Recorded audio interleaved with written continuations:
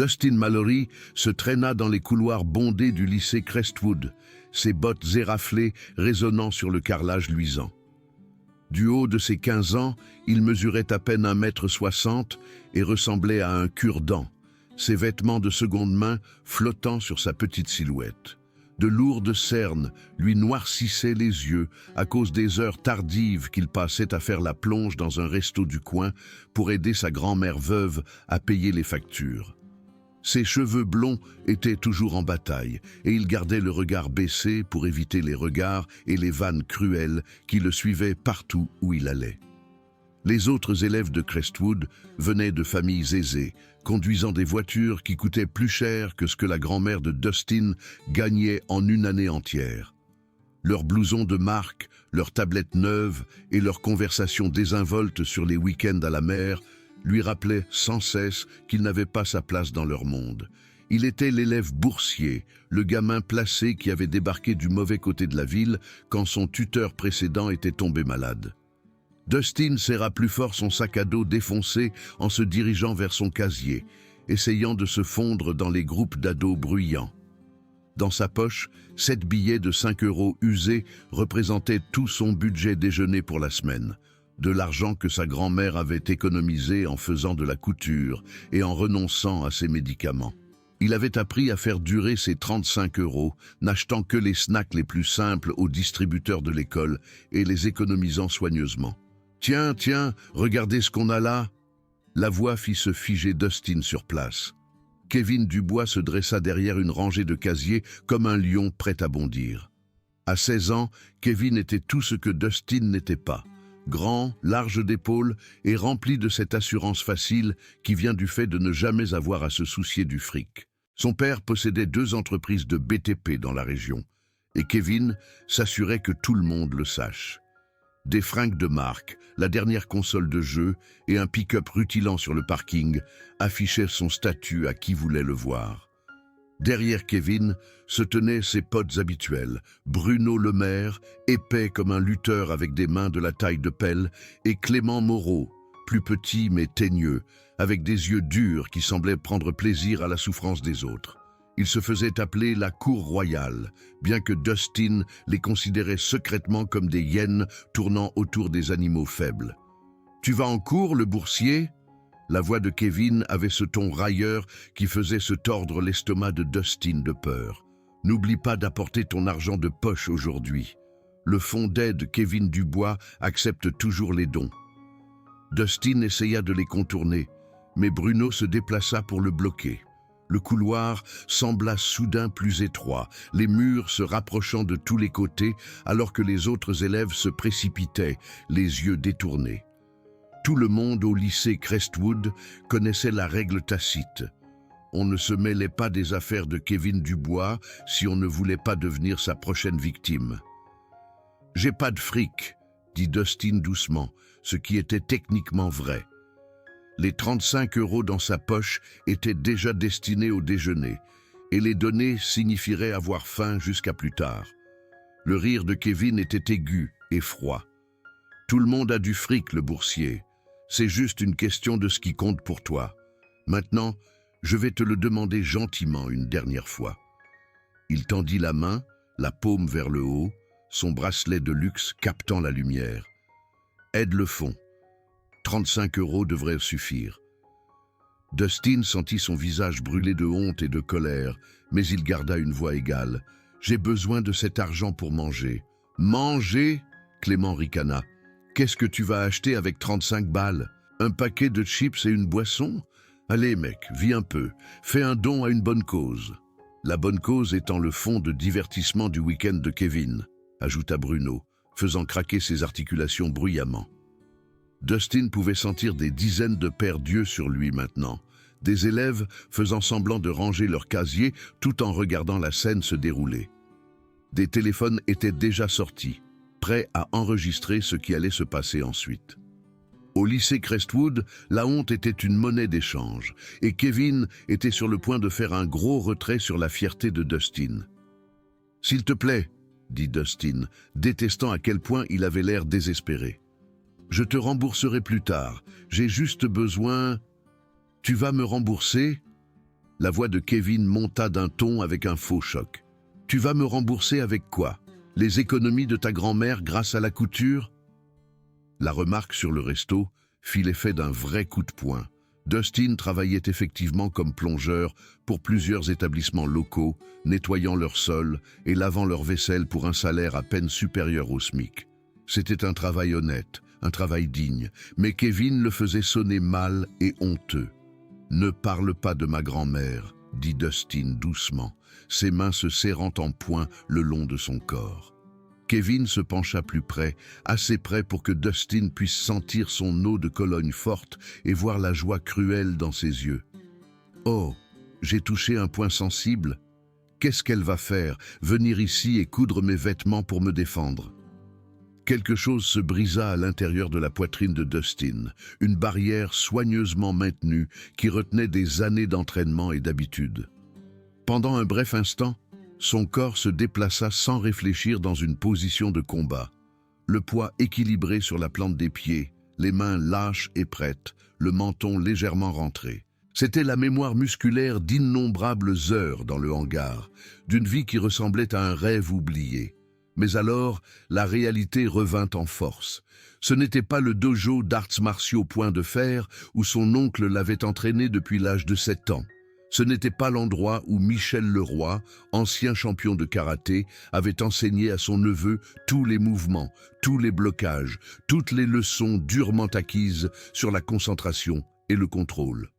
Ce monde avait disparu il y a 5 ans, lorsque son oncle avait déménagé dans une autre ville.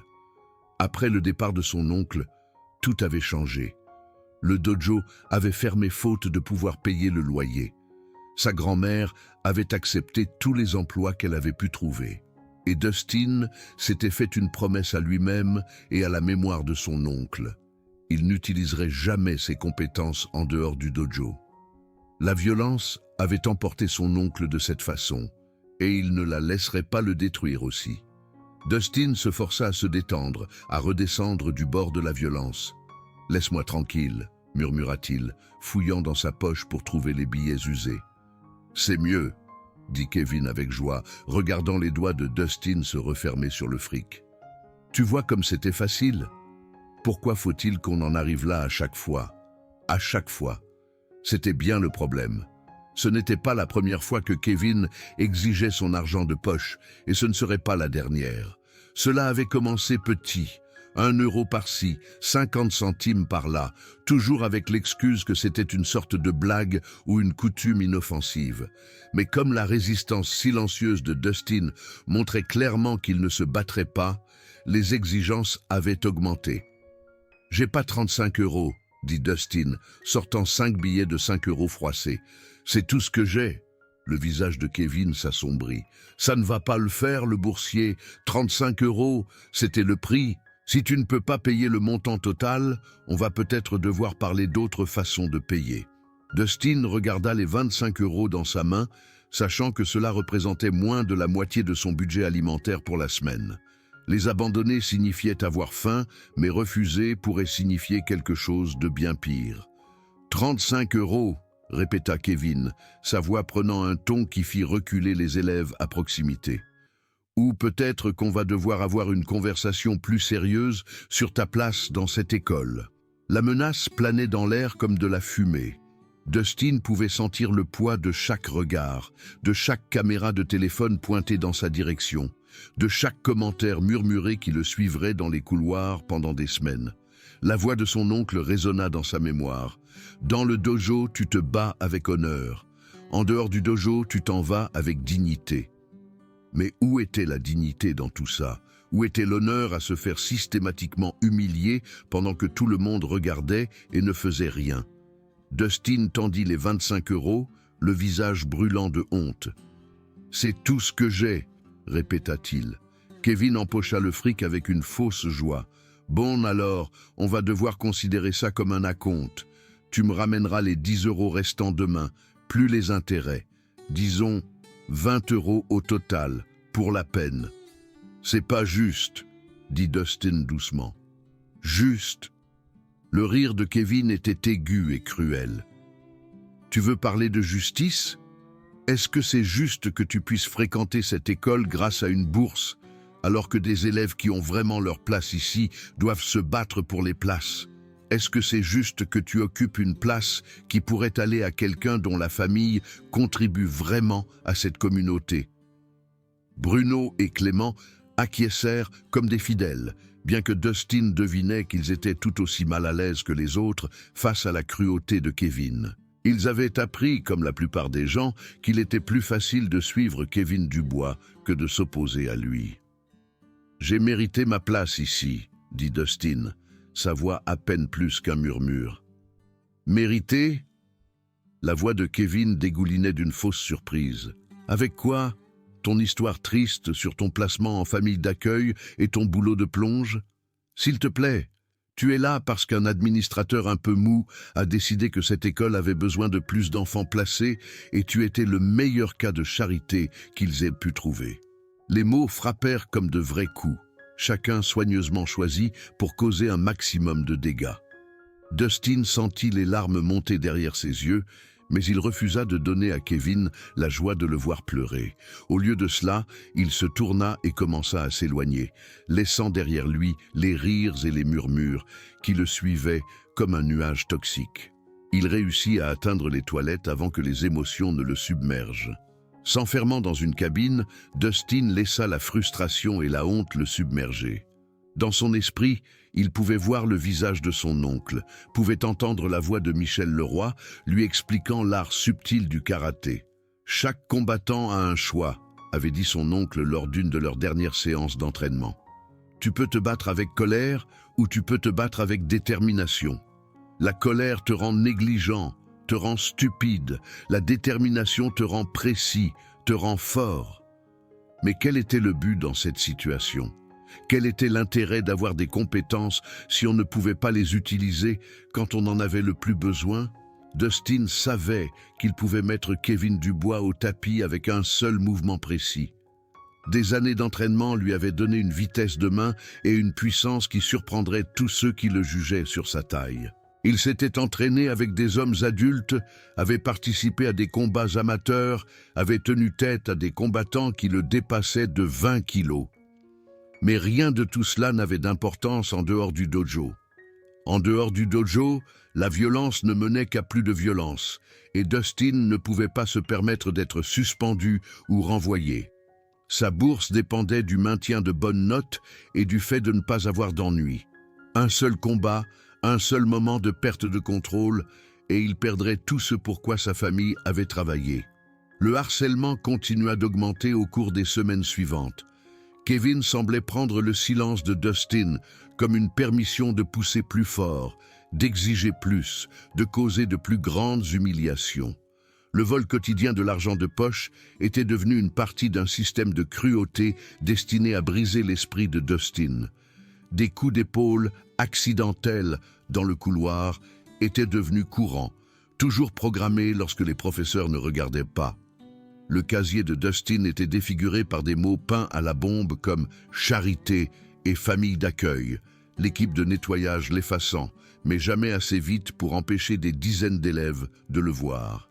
Son sac à dos était accidentellement renversé de ses mains, éparpillant ses livres et ses papiers sur le sol, pendant que Kevin et ses amis regardaient avec amusement. Mais c'était la violence psychologique qui faisait le plus mal. Kevin avait le don de trouver les points les plus faibles de Dustin et d'appuyer dessus avec une précision parfaite. Les commentaires sur son placement en famille d'accueil, le travail de sa grand-mère, ses vêtements de seconde main et son statut de boursier étaient devenus un fond sonore quotidien de honte. « Hé, le boursier !»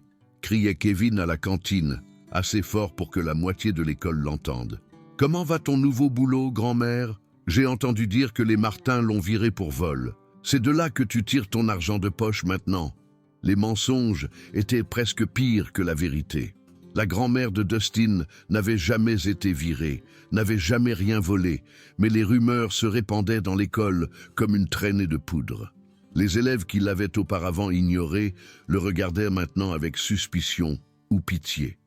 Les professeurs qui avaient semblé serviables devinrent plus distants, comme s'ils se demandaient s'il avait vraiment sa place au lycée Crestwood. « 4 semaines après le début de l'année scolaire, Dustin avait perdu 7 kilos parce qu'il avait sauté des repas pour payer la taxe quotidienne de Kevin.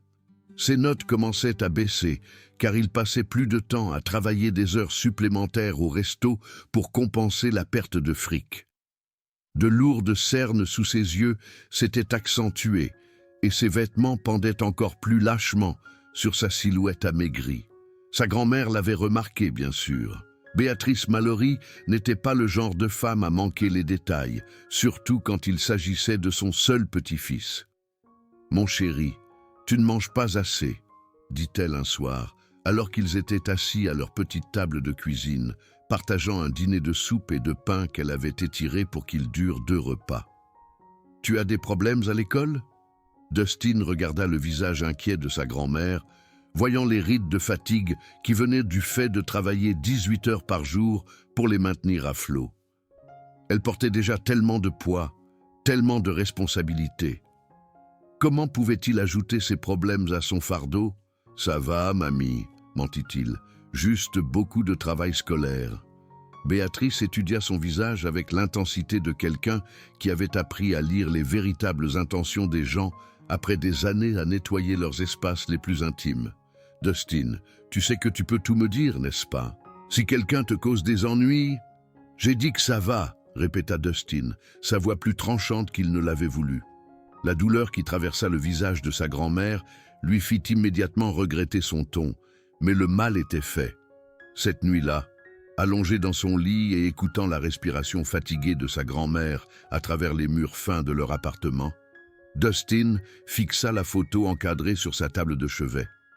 Elle le montrait lui et son oncle au dojo, tous les deux souriants et tenant leur ceinture de karaté après que Dustin ait remporté son premier combat amateur. Il avait 12 ans à l'époque, montrant déjà de réelles compétences dans le dojo. « Tu as un vrai talent, mon gars », avait dit son oncle ce jour-là. « Mais le talent sans concentration n'est que du potentiel gaspillé. Le dojo t'apprendra à te connaître, à savoir de quoi tu es fait quand tout le reste est dépouillé. » Dustin savait de quoi il était fait. Il l'avait prouvé des dizaines de fois dans des combats autorisés contre des combattants qui s'étaient attaqués à lui avec tout ce qu'ils avaient. Mais ces combats avaient des règles, des juges, des équipements de sécurité. Ils avaient de l'honneur et du respect, même dans la défaite. Ce que faisait Kevin n'était pas un combat. C'était un système de cruauté destiné à le briser morceau par morceau jusqu'à ce qu'il ne reste plus que le silence et la peur. Et le pire, c'était que le refus de Dustin de se défendre ne faisait qu'empirer les choses. Le point de rupture arriva un mercredi matin de novembre. Dustin arriva à l'école et trouva son casier à nouveau saccagé. Mais cette fois, les dégâts étaient pires. Quelqu'un avait forcé la serrure et avait jeté le contenu sur le sol du couloir. Ses manuels scolaires étaient éparpillés et déchirés, ses cahiers imbibés de ce qui sentait le soda, et sa seule photo de son oncle, celle qu'il gardait collée à l'intérieur de la porte de son casier, était froissée et piétinée. Les élèves passèrent devant le bazar, certains riant, d'autres ayant l'air mal à l'aise mais ne voulant pas aider. Dustin s'agenouilla dans le couloir, essayant de sauver ce qu'il pouvait, ses mains tremblant alors qu'il lissait soigneusement la photo endommagée. « Oups !» vint la voix de Kevin derrière lui. « On dirait que quelqu'un a eu un problème avec son casier. C'est dommage. » Dustin ne se retourna pas. Il ne se faisait pas confiance pour regarder le visage narquois de Kevin, sans faire quelque chose qu'il regretterait. Au lieu de cela, il continua à ramasser ses affaires ruinées, sa mâchoire serrée si fort qu'elle lui faisait mal. « Tu sais, » continua Kevin, sa voix prenant ce ton moqueur familier, « peut-être que ça n'arriverait pas si tu payais tes cotisations à temps. Le fonds d'aide existe pour une raison. Laisse-le tranquille. » La voix vint de quelque part derrière Kevin, douce mais claire. Dustin leva les yeux et vit Olivia Lemaire se tenir près de son casier avec une pile de livres dans les bras. Elle faisait partie des élèves discrets aussi, mais contrairement à Dustin, elle semblait disparaître dans le décor par choix, plutôt que par hasard. Elle était jolie d'une manière simple, avec des cheveux blonds et des yeux intelligents qui restaient généralement concentrés sur ses leçons. L'attention de Kevin se tourna vers elle comme un lion sentant une nouvelle proie. Eh bien, on dirait que le boursier a une copine, c'est mignon. Les joues d'Olivia rougirent, mais elle ne recula pas. J'ai dit, laisse-le tranquille, il ne t'a rien fait. Rien fait? La voix de Kevin monta d'un ton avec un faux choc. Il prend de la place qui appartient à de vrais élèves. Il est ici grâce à la charité, volant des chances à des enfants qui le méritent vraiment. Bruno et Clément s'étaient déplacés pour se tenir à côté d'Olivia maintenant, formant leur triangle de la peur habituelle. Dustin sentit sa poitrine se serrer d'une rage familière, la même sensation qu'il avait ressentie dans le dojo lorsqu'un adversaire faisait un coup bas ou se battait salement. « Ignore-les », murmura Olivia à Dustin. « Ils n'en valent pas la peine. » Mais ils en valaient la peine. Pas à cause de ce qu'ils lui faisaient. Dustin avait appris à encaisser ce genre de coups. Ils en valaient la peine, parce que maintenant, il menaçait Olivia. Quelqu'un dont le seul crime était de lui avoir témoigné un moment de simple gentillesse humaine. « Tu sais ce que je pense ?» dit Kevin, sa voix portant ce ton qui signifiait que de vrais ennuis allaient arriver. « Je pense que notre petit cas de charité ici nous cache quelque chose. Je pense qu'il a plus de fric qu'il ne le dit. » Il pointa du doigt Bruno, qui attrapa le sac à dos de Dustin et vida son contenu sur le sol.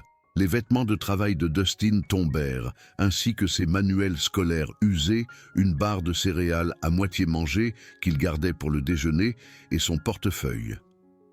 Kevin attrapa le portefeuille et l'ouvrit, trouvant le billet de 30 € que Dustin économisait pour l'anniversaire de sa grand-mère. « Eh bien, dit Kevin avec une fausse surprise. Qu'est-ce qu'on a là? On dirait que le boursier nous a menti. »« Ce n'est pas à moi de le donner, » dit Dustin doucement, sa voix égale malgré la rage qui montait en lui. « C'est pour l'anniversaire de ma grand-mère. » Kevin tint les 30 € à la lumière comme pour vérifier s'ils étaient faux. « L'anniversaire de ta grand-mère? C'est mignon. Mais tu vois, tu me dois pas mal d'arriérés, plus les intérêts. Je pense que ça couvre à peu près tout. »« Rends-le, » dit Dustin, se levant lentement. Quelque chose dans sa voix fit faire une pause à Kevin. Pendant un bref instant, le doute traversa le visage du tyran. Dustin se tenait différemment maintenant, son poids équilibré sur la plante des pieds, ses mains lâches le long de son corps. Tout dans sa posture hurlait au danger pour quiconque savait lire les signes. Mais Kevin Dubois n'était pas l'une de ces personnes. « Ou quoi ?» dit-il, empochant les 30 €. « Tu vas faire quelque chose, le boursier? Tu vas enfin te sortir les doigts du cul ?» Dustin le regarda longuement, voyant non seulement Kevin, mais tous les tyrans qui avaient un jour utilisé leur taille ou leur statut pour blesser quelqu'un de plus faible. Il pensa à son oncle, à la promesse qu'il avait faite, à la violence qui avait déchiré sa famille lorsque son oncle avait déménagé il y a 5 ans. Puis il pensa à Olivia, à son courage d'avoir pris la parole quand personne d'autre ne le ferait. Il pensa à sa grand-mère, travaillant 18 heures par jour et trouvant encore des moyens de sourire. Il pensa à ce billet de 30 €, gagné grâce à des heures de nettoyage de sol et de rangement d'étagères, destiné à acheter le seul cadeau qu'il pouvait se permettre pour la femme qui avait tout sacrifié pour lui. Parfois, réalisa Dustin, tenir une promesse signifiait en briser une autre. « Ouais, » dit-il doucement, sa voix portant une nouvelle intensité qui fit s'arrêter et regarder plusieurs élèves à proximité. « Je crois bien que oui. » Kevin lança le premier coup de poing, un coup de poing sauvage du droit qui s'annonça à 1 mètre de distance. Autrefois, avant la promesse, avant la culpabilité, Dustin l'aurait facilement esquivé et aurait contre-attaqué avec une précision parfaite. Cette fois, ce n'était pas différent. Dustin bougea comme de l'eau, esquivant le coup de poing de Kevin de quelques centimètres et revenant avec une frappe de la paume de la main parfaite qui frappa le grand garçon juste sur la mâchoire. Les yeux de Kevin se révulsèrent et il tomba comme une pierre, ses bottes de marque résonnant contre le sol poli. Le couloir éclata dans un silence choqué. Bruno se précipita, son corps massif se déplaçant avec une vitesse surprenante, mais Dustin était déjà en mouvement. 5 ans de rouille du dojo tombèrent comme un vieux manteau alors que la mémoire musculaire prenait le dessus. Il se baissa sous le coup sauvage de Bruno et enfonça un coup de genou précis dans l'estomac du grand garçon, le pliant en deux. Clément essaya d'attraper Dustin par derrière, mais Dustin avait entendu ses pas. Un combattant apprend à utiliser tous ses sens. Il pivota, brisant la prise de Clément avec un mouvement que son oncle lui avait enseigné des milliers de fois, et enchaîna avec un coup de pied latéral net qui envoya Clément tituber en arrière dans une rangée de casiers. Tout le combat avait duré moins de 40 secondes. 3 adversaires plus grands et plus forts gisaient sur le sol, gémissant et luttant pour reprendre leur souffle, tandis que Dustin se tenait au-dessus d'eux, respirant à peine fort. La foule d'élèves qui s'étaient rassemblés était silencieuse, leurs téléphones sortis et enregistrant, essayant de comprendre ce qu'ils venaient de voir. « Voilà comment ça marche », dit Dustin, sa voix calme malgré l'adrénaline qui le traversait. Il regarda Kevin, qui luttait pour s'asseoir avec du sang coulant de son nez. « Tu vas me rendre mon fric, tout, chaque euro que tu m'as pris au cours du mois dernier. » Kevin essuya le sang de son nez avec une main tremblante. « Ce n'est pas fini. » Dustin s'accroupit de manière à être au niveau des yeux du tyran déchu. « Si, c'est fini. Parce que si tu me touches encore, si tu exiges encore du fric à quelqu'un d'autre, si tu fais en sorte que quelqu'un se sente petit juste parce que tu le peux, je serai là. Et la prochaine fois, je ne me retiendrai pas. » Il se releva et tendit la main à Olivia, l'aidant à ramasser ses livres éparpillés, tout en ignorant les téléphones qui enregistraient encore, et la foule grandissante d'élèves qui n'en revenaient pas de ce qu'ils venaient de voir. Le boursier discret, la cible facile, le cas de Charité venait de terrasser 3 adversaires plus grands avec une précision parfaite. Kevin se releva difficilement, ses vêtements de marque froissés et son ego plus meurtri que son visage. « Tu crois que ça te rend fort? Tu crois que ça change quelque chose ?» Dustin se retourna pour lui faire face, et pour la première fois depuis des mois, sa voix portait une véritable autorité. « Je pense que ça change tout. La question est de savoir si tu es assez intelligent pour le comprendre. » Le proviseur Durand arriva en quelques minutes, convoqué par le bruit et le flot de messages sur les réseaux sociaux qui se répandaient déjà dans l'école. Dustin s'attendait à une suspension, à un renvoi, peut-être même à des accusations légales. Au lieu de cela, il se retrouva assis dans le bureau du proviseur à écouter un défilé de témoignages d'élèves sur le système de harcèlement de Kevin. « Il semble, » dit prudemment le proviseur Durand, étudiant les témoignages empilés sur son bureau, que cet événement soit le résultat d'un harcèlement continu que notre personnel n'a pas su gérer correctement. Il regarda Dustin avec quelque chose qui aurait pu être du respect. Bien que je ne puisse pas officiellement autoriser les combats, je comprends que parfois les gens sont poussés au-delà des limites raisonnables. Kevin, arborant un nez bandé et un ego sévèrement meurtri, était assis dans un coin avec ses parents. Son père, un homme d'affaires bien connu, qui avait beaucoup donné au programme sportif de l'école, était rouge de honte. Sa mère ne cessait de lancer des regards inquiets à Dustin, comme si elle ne pouvait pas tout à fait croire que son fils avait été battu par quelqu'un qui faisait la moitié de sa taille. « Il y aura des sanctions pour toutes les personnes impliquées », continua le proviseur. « Mais compte tenu des événements et des témoignages que nous avons reçus, je pense qu'une suspension interne serait plus appropriée qu'un renvoi. » Dustin acquiesça, acceptant la punition. C'était juste, même facile, compte tenu de ce qui aurait pu arriver. Mais surtout, cela envoyait un message à tous les autres tyrans de l'école. Les actions ont des conséquences, et parfois les élèves discrets ne sont pas aussi impuissants qu'ils le semblent. La vidéo du combat devint virale en quelques heures, se propageant bien au-delà des murs du lycée Crestwood. Des élèves qui n'avaient jamais parlé à Dustin auparavant vinrent le voir dans les couloirs, certains pour le féliciter, d'autres pour partager leurs propres histoires de harcèlement. Des professeurs qui l'avaient auparavant ignoré commencèrent à l'inclure dans les discussions en classe, le traitant avec un nouveau respect. Mais le plus grand changement se produisit chez Dustin lui-même. Il marchait plus droit maintenant, parlait avec plus d'assurance et ne ressentait plus le besoin de disparaître. Il ne cherchait pas les combats, mais il ne fuyait pas non plus les problèmes. Le bruit de son entraînement au karaté s'était répandu et soudain tout le monde voulait connaître son histoire. Olivia, qui avait trouvé son propre courage dans l'exemple de Dustin, devint sa plus proche amie à l'école.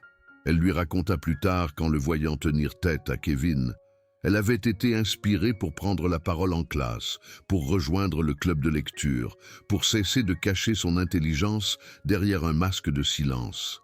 « Tu m'as montré qu'être différent n'est pas quelque chose dont il faut avoir honte », dit-elle un jour, alors qu'ils étaient assis ensemble à la cantine, à une table qui n'était plus vide. « C'est quelque chose dont il faut être fier. » Kevin, quant à lui, était devenu un conte d'avertissement. La vidéo de sa défaite l'avait embarrassé devant toute l'école et sa réputation de force irrésistible avait été détruite en moins de 40 secondes.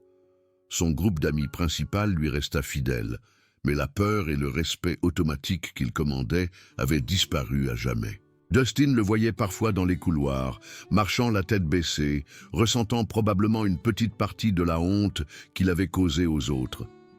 Une partie de Dustin se sentait désolée pour lui, comprenant maintenant que les tyrans étaient souvent des victimes eux-mêmes, exprimant leur propre douleur et leur propre insécurité sur des cibles plus faciles. Mais surtout, Dustin se sentait heureux que justice ait été rendue. Il avait gardé sa promesse à son oncle dans l'esprit, sinon dans les mots, utilisant la violence seulement en dernier recours et seulement pour se protéger lui-même et quelqu'un qui ne pouvait pas se protéger. Et il l'avait utilisé avec contrôle et compétence, ne franchissant jamais la ligne entre la légitime défense et l'attaque. L'événement avait changé plus que la simple situation entre Dustin et Kevin.